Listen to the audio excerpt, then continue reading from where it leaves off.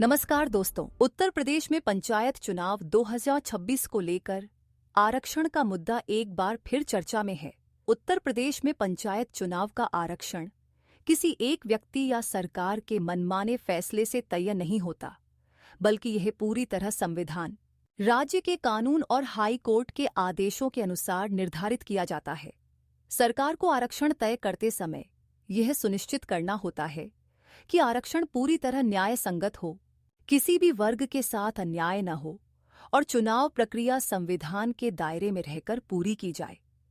इसी कारण आरक्षण घोषित करने से पहले सरकार पंचायत क्षेत्र का पूरा डेटा और पिछले चुनावों का रिकॉर्ड गहनता से जांचती है।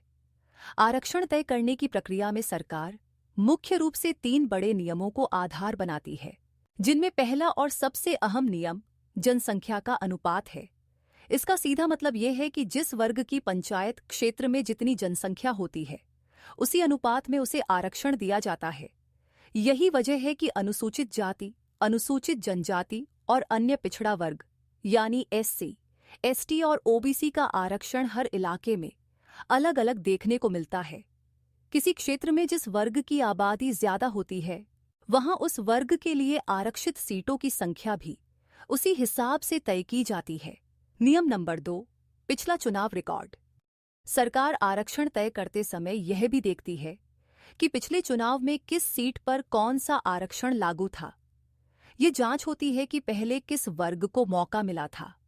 अगर किसी गांव को लगातार बार बार आरक्षण मिला है, तो अगली बार उस गांव को आरक्षण से हटाया भी जा सकता है। इसका उद्देश्य सभी वर्गों को बराबर अवसर देना है। अब बात करते हैं नियम नंबर 3 यानी रोटेशन सिस्टम। रोटेशन का सीधा मतलब है आरक्षण को घुमाना।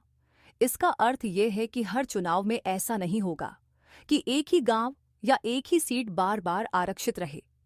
इस व्यवस्था का मकसद है सभी क्षेत्रों को समान अवसर देना। इसी वजह से यह नियम सबसे ज्यादा चर्चा में रहता है। महिला आरक्षण पंचायत चुनाव का सबसे बड़ा फैक्टर माना जाता है। हर वर्ग की 33% सीटें महिलाओं के लिए आरक्षित होती हैं, चाहे अनुसूचित जाति हो, पिछड़ा वर्ग हो या सामान्य वर्ग। महिला आरक्षण सभी में लागू होता है। यह नियम हर हाल में लागू रहता है। अब सवाल यही है कि आगे क्या होगा। इतना तो साफ है कि उत्तर प्रदेश पंचायत चुनाव 2026 में आरक्षण जनसंख्या के आधार पर तय होगा।